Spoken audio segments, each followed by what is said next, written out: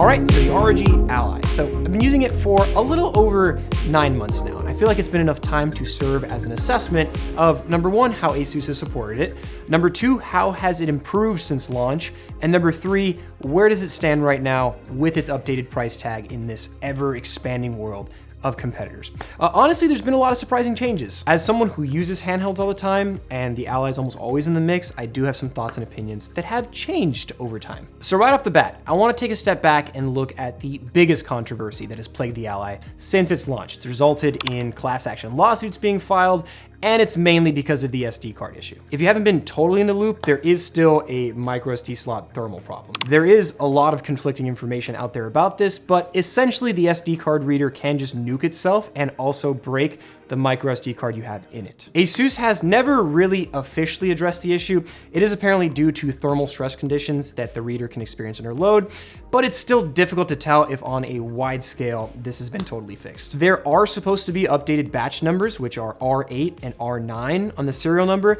but there's still a lot of old models on the shelves, and even the revised fixed models that people are still reporting these issues on. So I do recommend that if you buy one of these, either by picking up a used older model, which are a really good deal right now, or a brand new revised unit, test out the SD card reader right out of the box after you've installed the latest BIOS and Armoury Crate updates. Or just don't use it. It's kind of an area where Asus still hasn't improved in the whole transparency of how they've handled this whole situation. Now, a lot of you guys already know I really like the Ally. Despite the hiccups it's experienced at launch and the SD card issue, Asus has really been on the ball trying to realistically polish the experience as much as possible on the update side.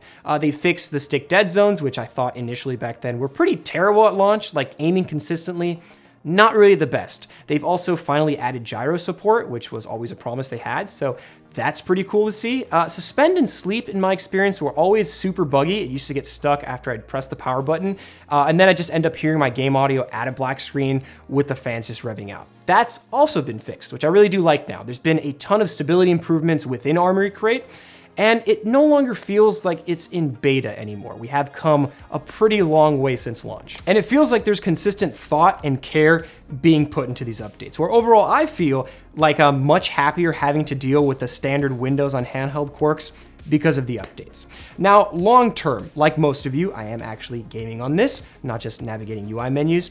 So there are a couple interesting things that I've noticed that have changed in the actual gaming experience. Asus has allowed for much more flexibility within tweaking the performance of these devices, which has resulted in actual battery life gains.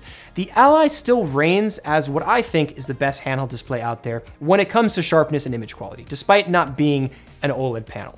But the real concerns I always had at launch was how can battery life improve from here? You can now, within EcoBoost, disable the CPU boost clocks, which were totally useless in a lot of the lighter games where you'd basically just burn that extra battery life for no reason. So it's become much more competitive against devices like the Steam Deck, where you have that peak efficiency in those indie games. So I have absolutely noticed I don't need to charge it as much anymore when I configure settings in a title like this. I have been using the Ally lately in Steam's big picture mode, which emulates as much of that console experience as possible, so I can still keep the benefits of Windows like modding, but not deal with the sometimes weird game launch quirks. Now, when it comes to performance, obviously hardware is not getting any faster, but there are some optimization tricks Asus and AMD have managed to do that have pushed performance a bit further. One of those is frame generation. NVIDIA's DLSS, as an example, is without a doubt delivering performance and image quality improvements on the PC side of things. And this is an area where PC handhelds are going to start taking advantages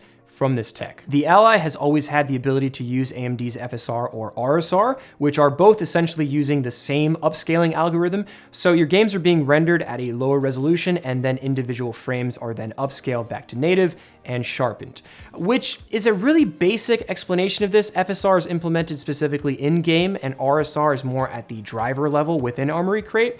I mainly use RSR for older titles that don't have a custom tailored graphics pipeline that's made for FSR. Now, a couple months ago, a preview driver was released that allowed you to use AMD's new fluid motion frames on the Z1 Extreme Ally, that while it boosted performance in some games, it's still a very early version of frame generation that is promising. Mainly because while you can get more FPS in some games with this enabled, it adds an almost unusable amount of input lag. It is really cool, it just isn't the most useful thing in the world right now, so that's kind of where we're at with performance. Still one of the fastest handhelds out there, but we're waiting on that upscaling tech to mature to kind of boost performance on the long-term side of things. The more I use the Ally, the more confident I am for the future of this platform survival. You know, it differentiates itself by having a 120 Hertz VR display, which continues to be a strong point of the Ally. I've had a lot of people tell me they love using this for Game Pass, where the Steam Deck is kind of iffy on that side of things.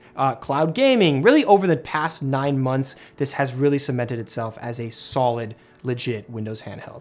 And a lot of people can see this as a transition point to go from console gaming to the more PC-like experience. What makes these handhelds so great is flexibility. A lot of people out there just don't have the time to sit down and dedicate hours to playing games.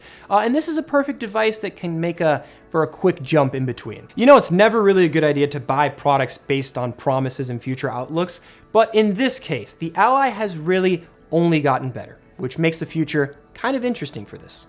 Now, there are areas that this can improve on, without a doubt. Hopefully we'll see a full fix within the next generation, that the Ally can finally iron out the SD card issue, because it's kind of ridiculous at this point. It's now $599 brand new and under 500 open box, so it's a much easier recommendation today than it was at launch. Still, time will tell what ends up happening with the next generation Ally and what Asus decides to do when it comes to supporting the first gen hardware. So if I had to leave you with something, it's that the Ally has aged pretty damn good. So big thanks for watching. Like if you liked the video, subscribe if you want to see more of this kind of stuff, and I'll catch you guys in the next one.